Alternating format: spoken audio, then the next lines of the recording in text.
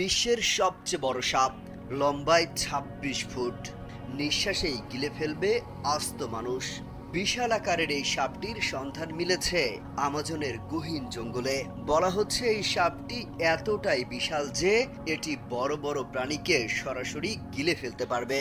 সাপটির ওজন গড় মানুষের ওজনের চেয়ে ৩ থেকে ৪ গুণ বেশি, যা প্রায় ২০০ কেজি।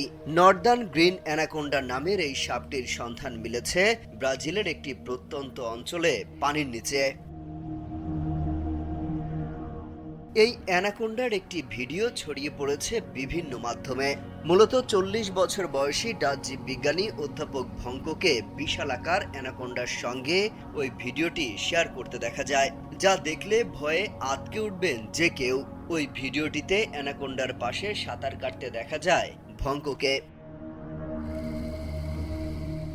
ভিডিওটি শেয়ার করে তিনি বলেছেন, এটি ২৬ ফুট লম্বা এবং প্রায় ২০০ কেজি ওজনের। ৯টি দেশের আরও ১৪ জন বিজ্ঞানীর সঙ্গে হাত মিলিয়ে বিশ্বের বৃহত্তম সাপের প্রজাতি সবুজ অ্যানাকোন্ডা আবিষ্কার করেছেন বলেও দাবি করেন তিনি।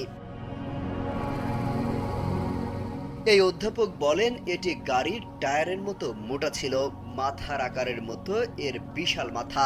এরপর তিনি সাপটির বসবাসকারী অঞ্চলের জলবায়ু পরিবর্তনের প্রভাবও ব্যাখ্যা করে বলেছিলেন, আমাজন অঞ্চল জলবায়ু পরিবর্তন এবং ক্রমাগত বন উজাড়ের কারণে তীব্র চাপের মধ্যে রয়েছে।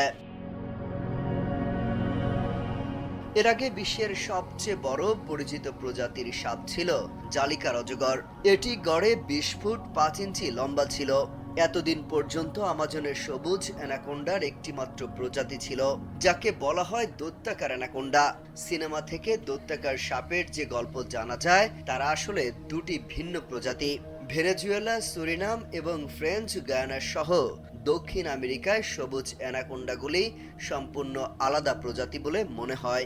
এ প্রসঙ্গে ভঙ্ক বলেছেন, প্রথমবার দেখে প্রায় একই রকম মনে হলেও তাদের মধ্যে জিনগত পার্থক্য ৫.৫%, যা অনেকটাই বেশি। কারণ একজন মানুষ এবং শিম্পাঞ্জির মধ্যে জিনগত পার্থক্য মাত্র ২%। সেখানে এই দুই প্রজাতির ৫.৫% জিনগত পার্থক্য যথেষ্ট বেশি।